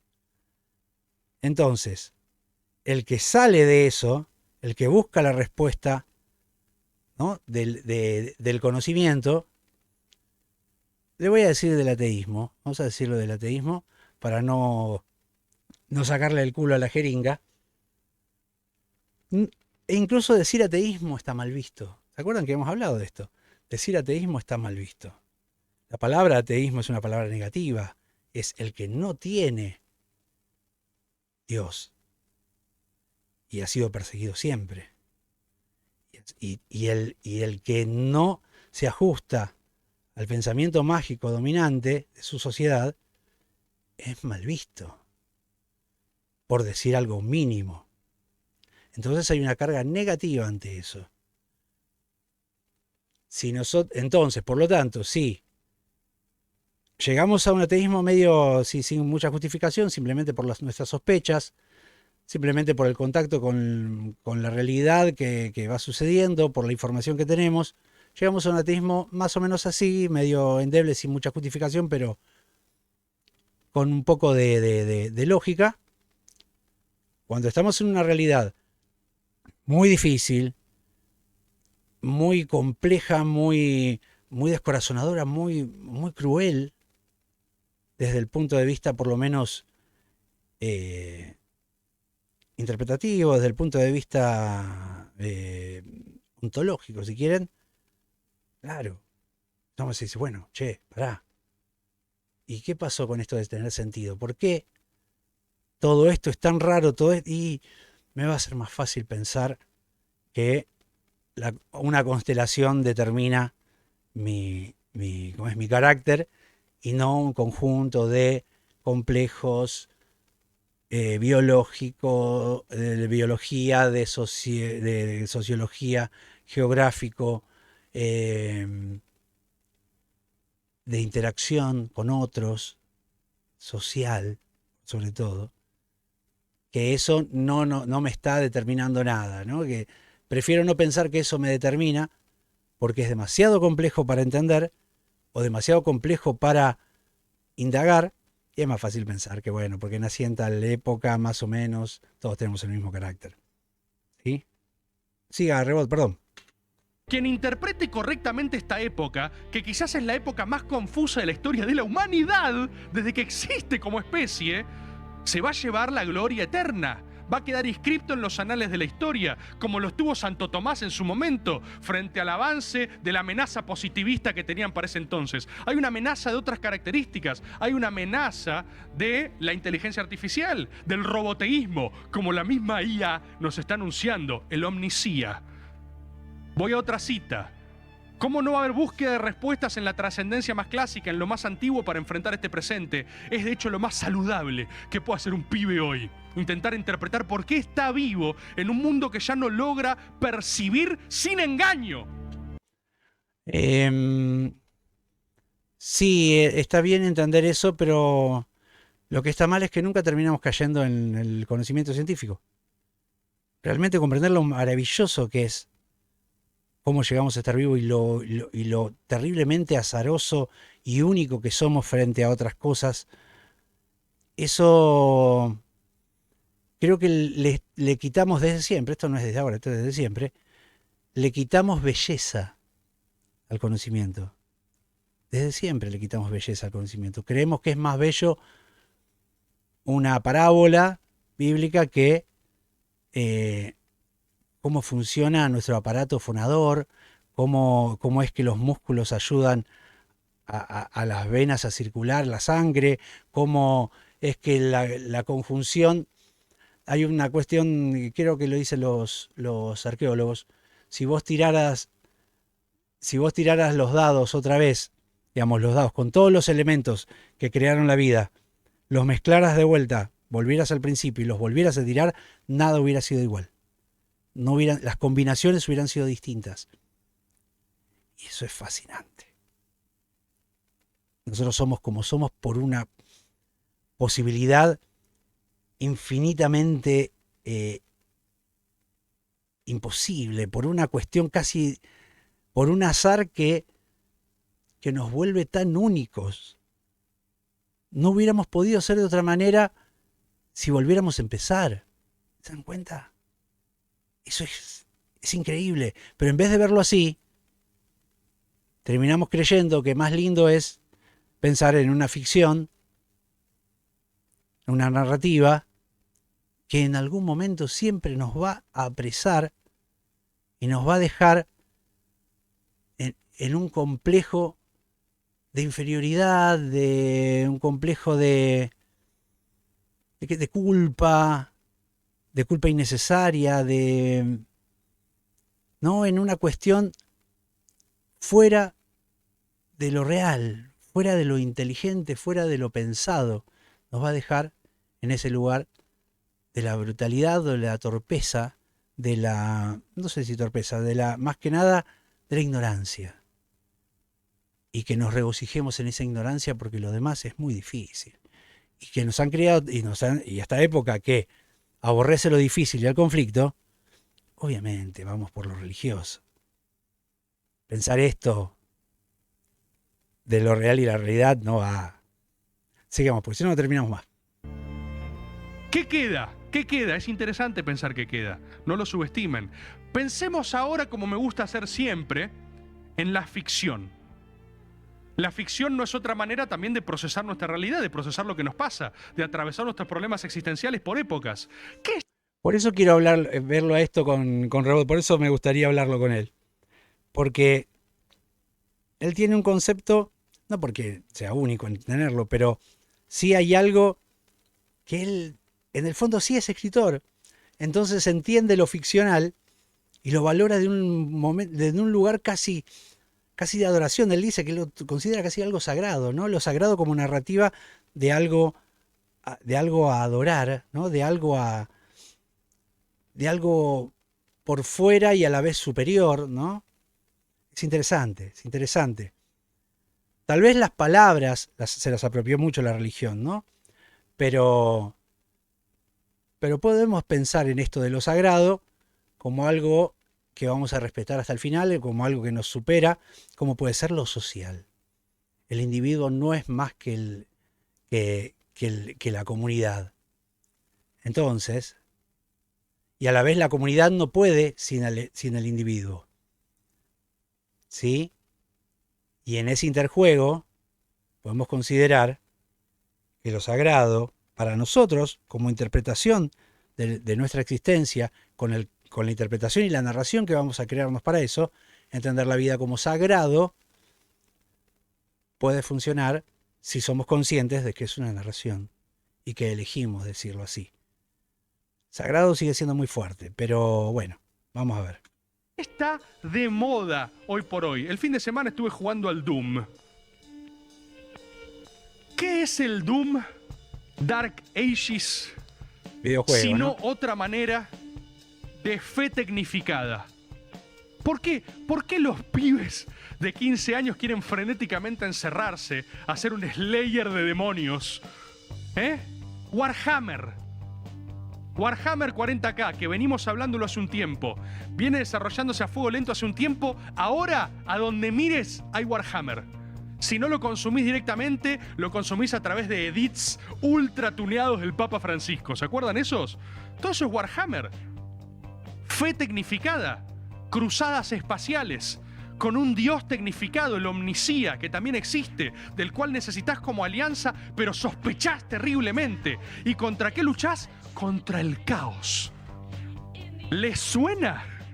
Es al revés, es imposible no empatizar. La ficción que pega en el inconsciente colectivo de cada época no es Como la Biblia. más que las preguntas que los humanos nos estamos haciendo y a veces no llegamos a formular tan taxativamente. ¿Y en dónde vemos estas preguntas formulándose? En el gran inconsciente colectivo que hoy tenemos a disposición, las redes sociales. Twitter es un inconsciente colectivo. Uno entra a Twitter y a veces encuentra lo que está pensando y no se anima a decir, lo que está pensando y no da a decir, lo que está pensando y lo enoja, las proyecciones de todo el mundo. Es un inconsciente a cielo abierto. Es el Omnisía también. Es interesante eso está bueno. Pensar qué hacemos con las redes sociales y qué lenguaje o qué lengua usamos en las redes sociales y por qué, ¿no? ¿Qué es lo que estamos liberando ahí? Data que le estamos dando a una cosa que si algún día prescinde de nosotros, se rompe absolutamente todo. Eso es la singularidad. ¿Sí?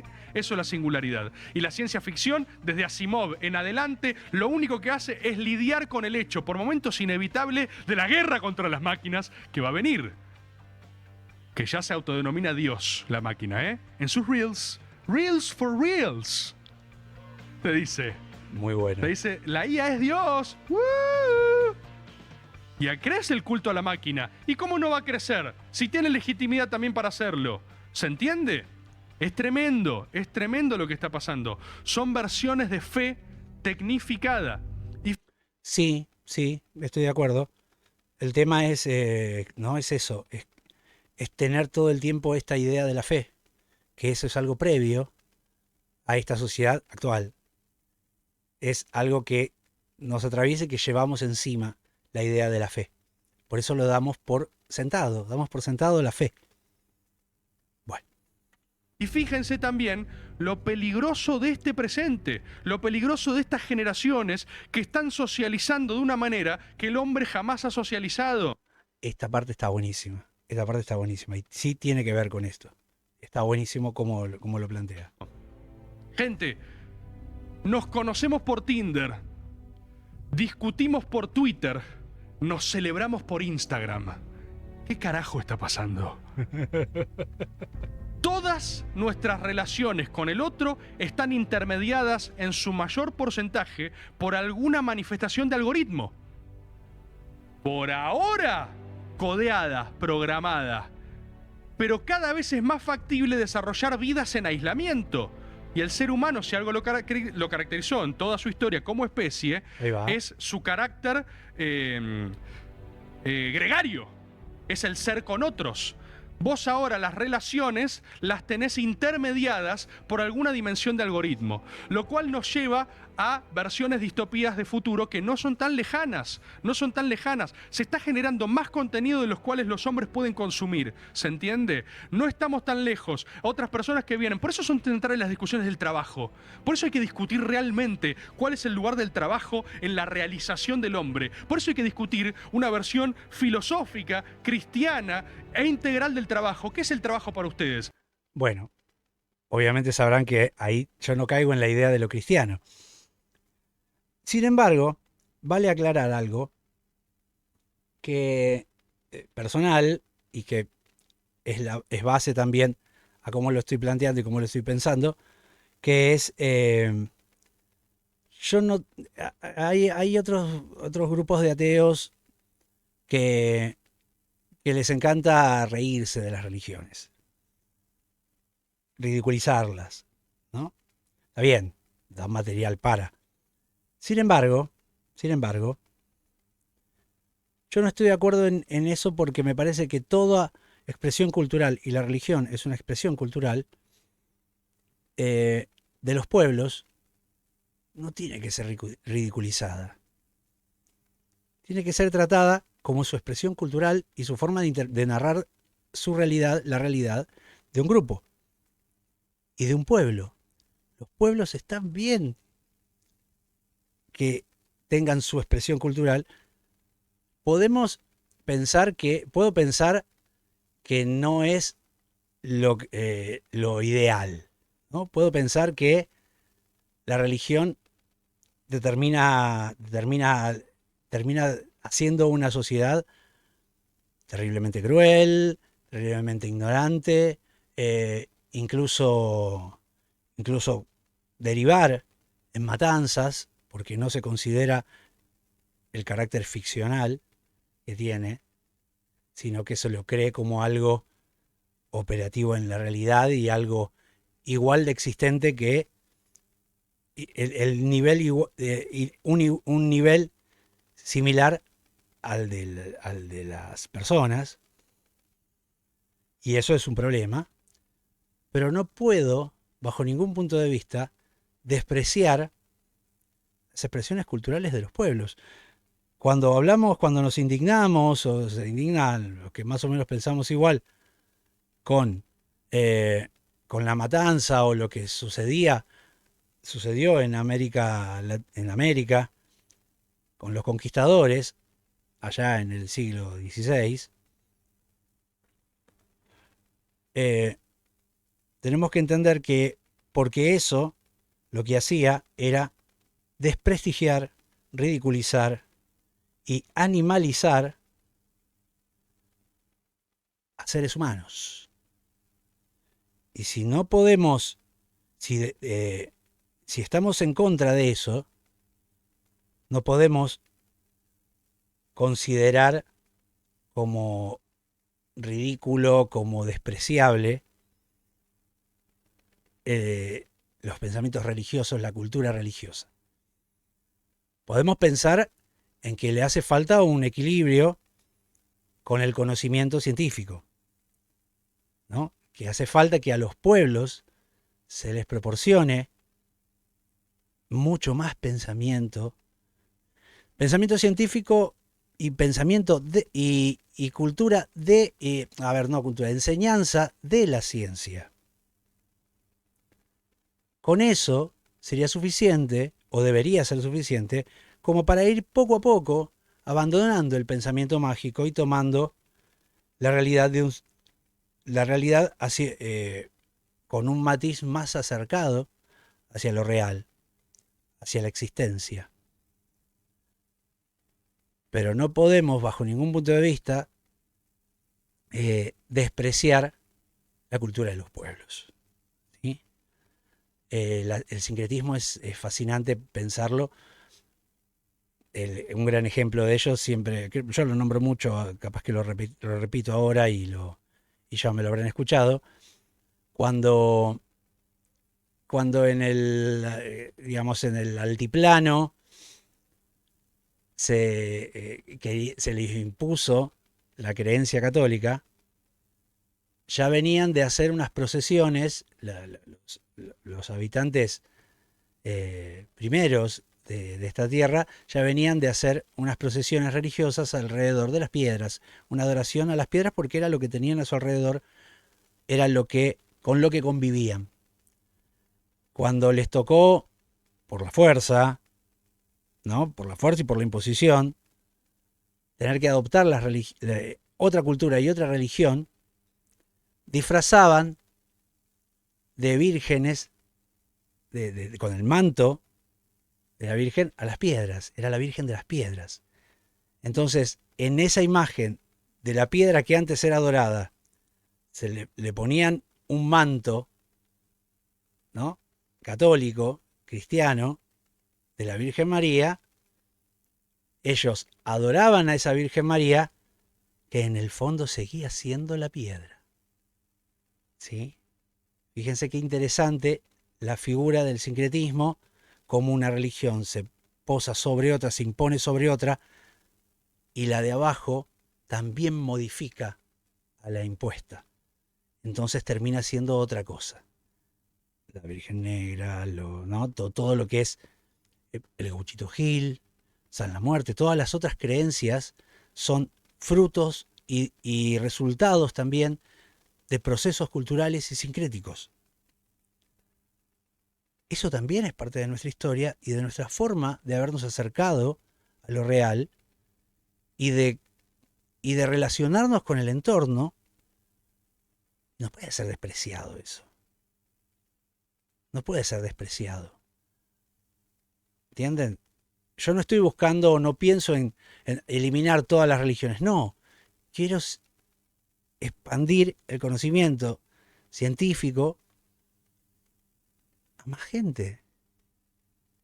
Ese conocimiento científico va a ser el camino que tenga que hacer. Pero lo que me parece es que nos fue mezquinado ese conocimiento. Nos fue cercenado, se decidió que no teníamos que saber sobre ello. ¿Sí? Teníamos que saber sobre religión porque eso nos iba a adoctrinar, nos iba a dejar calmados, siguiendo unas reglas, ¿no? Es un movimiento de estructuras sociales, jerárquicas, ¿no? Pero una vez que estamos acá, donde sucede así, bueno, es hora de que empecemos a expandir el conocimiento que se le legó a los pueblos. Y yo me incluyo en eso porque no soy la clase dominante, ni la clase que tiene, ni la clase social que tiene el manejo, el monopolio del discurso siquiera. ¿Sí? Por eso estoy reaccionando a un video de Rebord, no por acusarlo a él de nada, no tiene nada que ver en esto. A cada uno le toca lo que le toca. Donde yo sé que mi voz, por ser feo, o sea, estéticamente feo, esto no se ríen, pero tiene que ver, porque al marrón también le pasa. Por no ser estético, por no ser de clase alta, por no tener conocidos en los círculos donde se maneja la cultura superior, la cultura que se impone y que crea sentido común, por no ser eso, también sé que a mí me mezquinaron eso, el conocimiento científico, ¿no? Eso. Vamos a continuar, a ver. Dale. ¿El trabajo es sacrificio o es realización? Es muy importante esta primera distinción, porque desde Hesíodo, en los trabajos y los días, el hombre asigna al trabajo un rol de desarrollo. El hombre trabaja porque se realiza a través del trabajo, porque trabaja con otros, realiza su comunidad. Si para vos el trabajo es solo un estorbo, y vos decís, bueno, avancemos a una versión de renta universal, de servicio tecnificado, lo que está empezando a pasar con la economía de plataformas es que muy lentamente van a tener que pagarte por tu atención. No estamos tan lejos de ser todos una especie de gran diseccionador de contenidos. Somos filtradores de videos de YouTube. Te van a pagar por dar un like. Esta diferencia que está haciendo me parece interesante porque ahí se nota lo peronista, con lo que por supuesto estoy de acuerdo, ¿no? Esta idea de él, bueno, ¿Quién hablaba de la renta universal? Bueno, todo lo que era más de izquierda. Hablaba de una renta universal que es para estudiar, ¿eh? No es que tenga una solución. Pero la idea de trabajar, de obtener tu propio, dentro de una sociedad, ser capaz de vivir y de aportar a esa comunidad, a esa sociedad, tiene algo de realización porque uno es con el otro. Esto es también del Ubuntu, la filosofía de algunos países de África, sino de todos, no recuerdo bien, tendría que investigar bien eso. Pero el Ubuntu habla de, es un principio filosófico en el que dice, todos somos, yo soy porque todos nosotros somos, y todos nosotros somos porque yo soy. No hay manera de que el ser humano pueda no ser en una sociedad. Tiene que ser en una sociedad y tiene que, todo lo que le suceda al individuo afecta a la comunidad y todo lo que le pasa a la comunidad afecta al individuo. Ese interjuego en nuestra naturaleza social, en nuestra forma de relacionarnos, nuestra forma de existir, es fundamental para entender. Y eso se parece mucho a Matrix. Pero mucho. Es increíble que todo lleve a Matrix, ¿eh? O sea, es increíble que haya una gran versión de distopía que le hicieron hace, no sé, ya 30 años y vos no podés salir de ahí. Pero en vez de estar enchufado de forma literal, estás enchufado de forma simbólica dando data. En un momento la máquina está necesitando un nivel de input de parte nuestra justamente para construir este tipo de elaboración. En Matrix era literal, en Matrix era energía, éramos baterías humanas. Pero si lo que empieza a necesitar la máquina es prompt, básicamente todas las versiones del laburo van a ser formas de disección y de atención. Nadie va a saber hacer nada. Nadie va a saber hacer nada. El otro día me contaban, no me acuerdo si fue Cowry, creo que fue Cowry, los expertos, de un ingeniero, una persona que estudió ingeniería, se recibe ahora y su crisis personal era que no aprendió a hacer nada, aprendió a hablar con la IA. Aprendió a pedirle a la IA que codee. Si él tiene que codear por su cuenta, no lo puede hacer. Y fíjese que les estoy hablando del reino de las máquinas. No estoy hablando de una ferretería, ¿sí? Estoy diciendo que en el propio reino de las máquinas, la prescindibilidad de uno ya va siendo reducida a la pequeña esquinita del prompt. Prompt, prompt, prompt. Si la máquina se rescata que necesita nuestro input, va a empezar a pagarnos por eso. Más de uno en sus casas, sin hablar con nadie hace 5 años, va a decir, sape. Voy a quedarme en mi casa prompteando y diciendo, rebormiendo este video, rebormiendo este otro, rebormiendo este otro. ¿Se entiende? Esto es tremendo lo que está pasando. Es tremendo lo que está pasando. Si todas nuestras relaciones interpersonales están mediadas por algoritmo y nosotros muy rápidamente no vamos a saber distinguir qué es verdadero y qué es falso, vamos a enfrentarnos a preguntas muy raras. ¡No! Raras. Raras. ¿Qué pasa entonces? Bueno, hay que empezar a desarrollar hipótesis de trabajo. Esta que dije de ser una especie de gran curador universal de contenido es la versión optimista del tecnofuturo, ¿eh? Porque por lo menos la máquina todavía te dice, dame tu prompt. Dale, dame tu prompt, gordo de mierda. Dale, dame ese input. Finjamos que lo necesito todavía. El pesimista es que tu CPU se para y te pega un tiro en el pecho. Hoy. ¿Sí? Es el pesimista y este es el optimista. Entonces, ¿qué carajo vamos a hacer en el medio? Y empieza a pasar algo en lo cual a todos nos divierte hablar de esto, pero está pasando literalmente ahora. Ya no es, ay, bueno, pronto nos vamos a distinguir del video. Los videos ahora ya no sabes cómo hacerlo. Hay un nivel de procesamiento de datos que no ha alcanzado el humano en toda su historia. Y esto va a empezar a suceder en todas las áreas. En todas las áreas.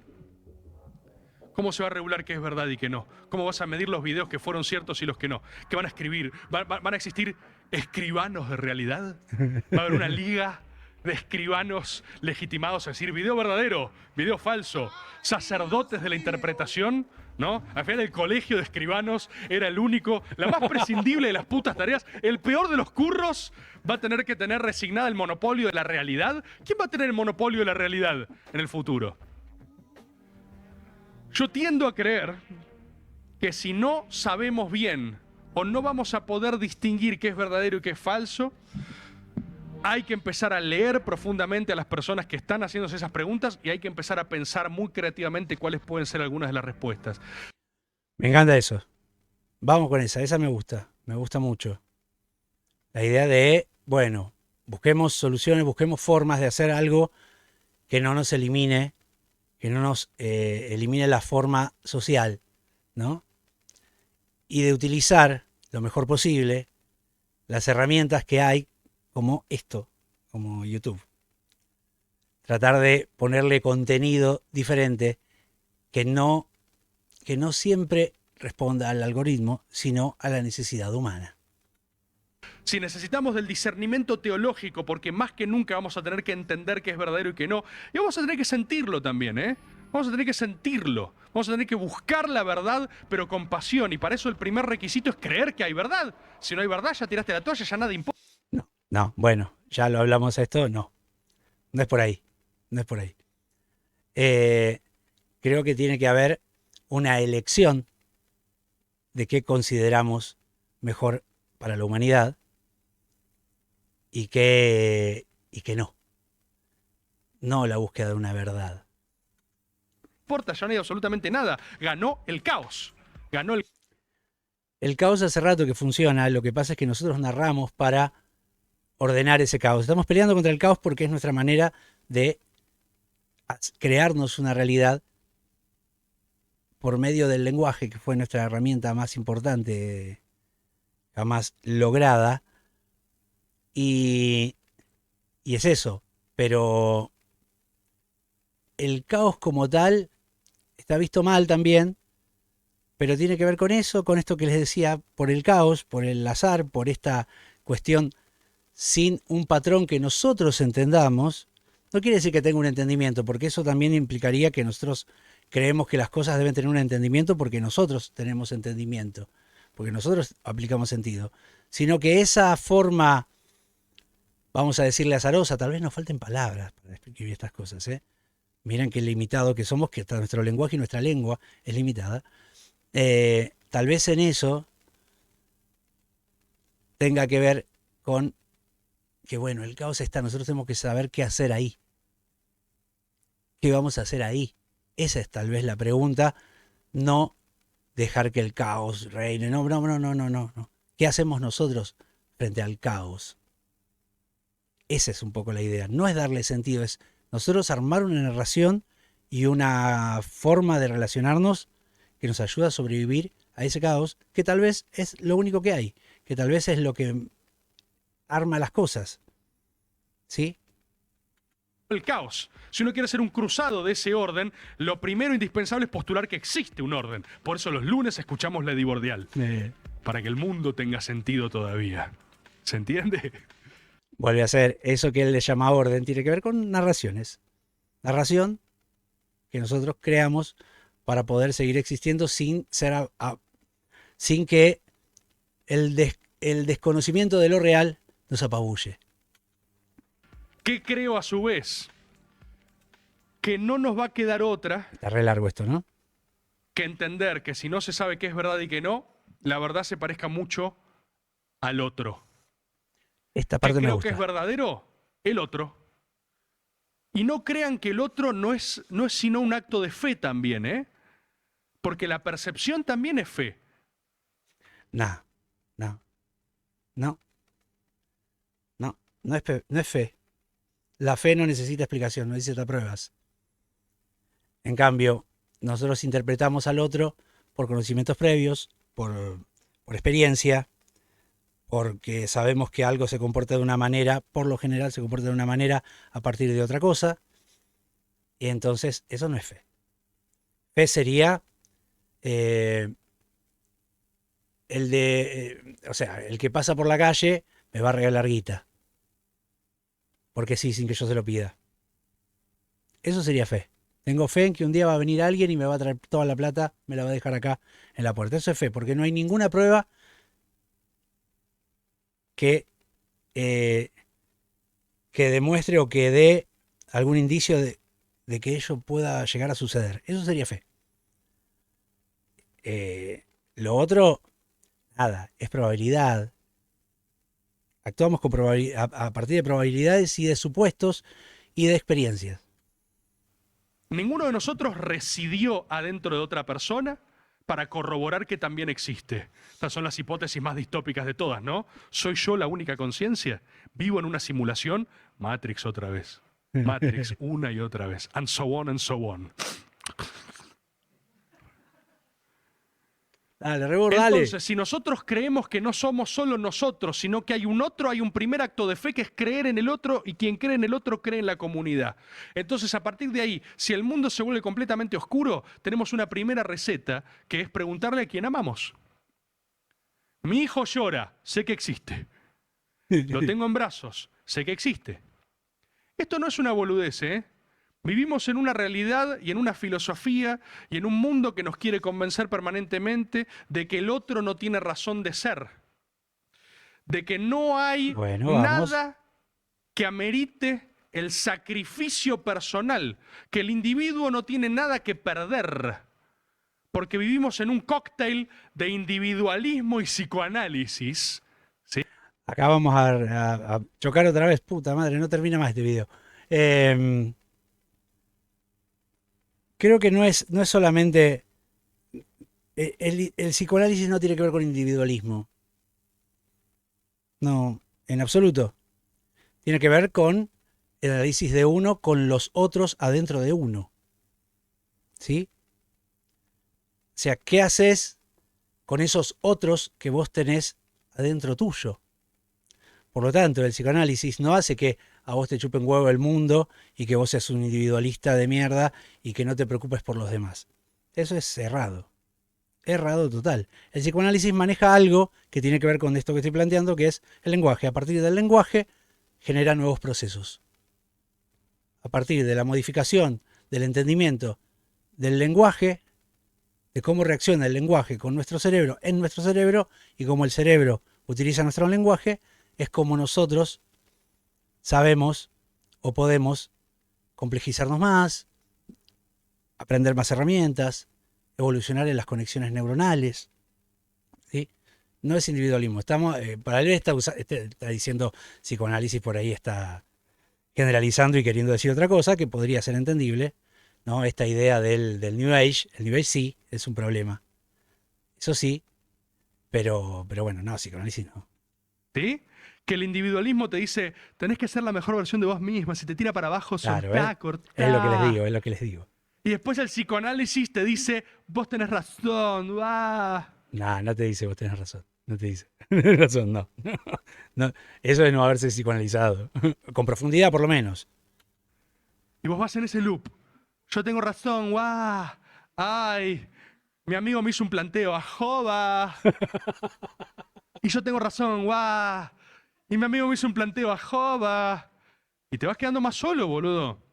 Y en general se ataca a este tipo de ideologías o filosofías solo por derecha, pero existe por izquierda también. El progresismo liberal es eso. El progresismo, el culto al individuo. Vos tenés que ser todo lo que quieras ser y si alguien no te deja ser, te corta las alas. Eso, ojo con eso, boludo, porque eso no es ser con otros, ¿eh? Yo soy peronista, yo creo que nadie se realiza en una comunidad que no se realiza. Totalmente de acuerdo, y ahí vamos. Ve que sacan lo que él está queriendo decir, en vez de decir, dice psicoanálisis, pero está queriendo decir otra cosa. Otro tipo de autoayudismo que está también tan en boga. No hay individuo que se realiza en el vacío, ¿sí? El progresismo no cree eso, la derecha liberal tampoco. Entonces el individualismo, el liberalismo, corta transversal, ¿eh? No crean que uno está exento de eso. El culto al individuo. Yo soy lo que quiero ser en cualquier tiempo y lugar, y lo hablé con mi psicóloga y me dice que tengo razón, así que le di plata.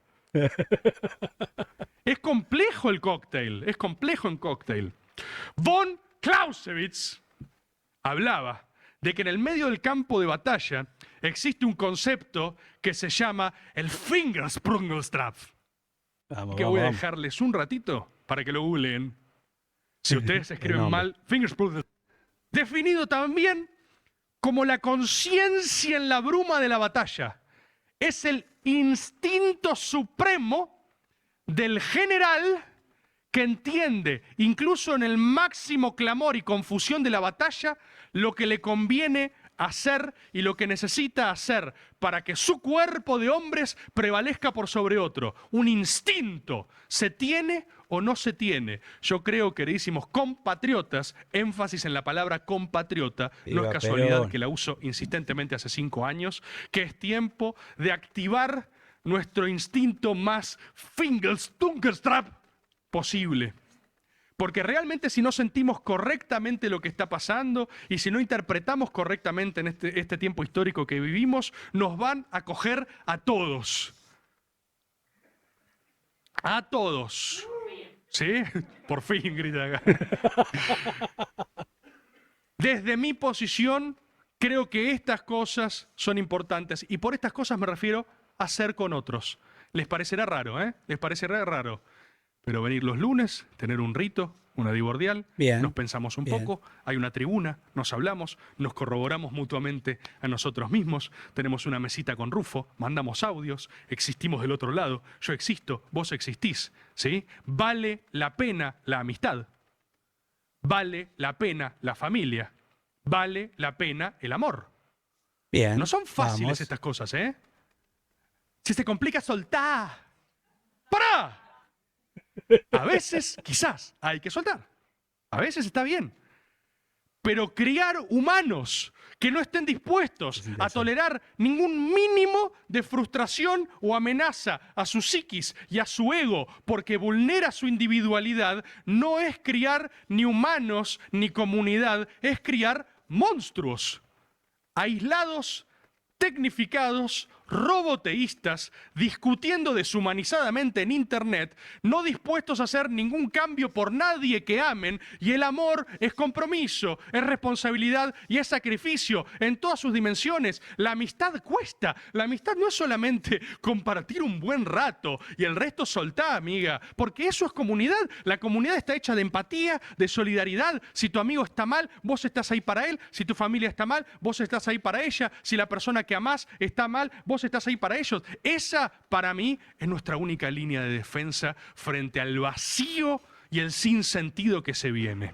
Y espero que sigamos semana a semana aportando un humilde ladrillito, o no tan humilde, a construirla. Bienvenidos a otra semana de Algo Ahí. Muy bien, muy bien, muy bien, muy bien. Voy a pasar. Ahí estamos, acá estoy. ¿Por qué lo hice grabado? Porque sabía que iba a ser largo. Y que dudaba de que en vivo mucha gente se quede. Voy a hacerle una introducción. Allá, voy a hacerle una introducción. Y voy a darle un final. Después lo voy a subir. O sea, ¿lo están viendo ahora? Si lo están viendo ahora, es porque lo subí. Y si lo están viendo ahora, díganle a Rebord, quiero hablar con vos de esto. Quiero hablar con vos de esto. De estas cosas me interesa hablar. Como escritor, que sos vos, que soy yo, como pensador, como peronista, como humano. Porque existís, porque yo existo, porque estas discusiones pueden hacer una buena comunidad. Pueden mejorar, puede cambiar, pueden dar pasos, hacer un pasito tal vez, en el intercambio con otros, ¿sí? Usar herramientas como esta para dar otro tipo de contenidos. Muy bien, llegamos al final. Gracias por estar ahí. Gracias por haberlo visto hasta este momento. Pónganle me gusta, ustedes saben. Compártanlo. Comenten lo que a ustedes les parece abajo en la caja de comentarios. Pongan todas las opiniones que ustedes tengan al respecto. Y, por favor, hagamos que esto llegue a Tomás Rebord, porque quiero charlar con él. Quiero charlar con él. Rebord, querido, Tomás, Tomasito, como quieras que te diga. No te voy a decir Tomasito porque no tengo confianza, pero sí, el respeto a lo que has hecho ahí me parece muy interesante.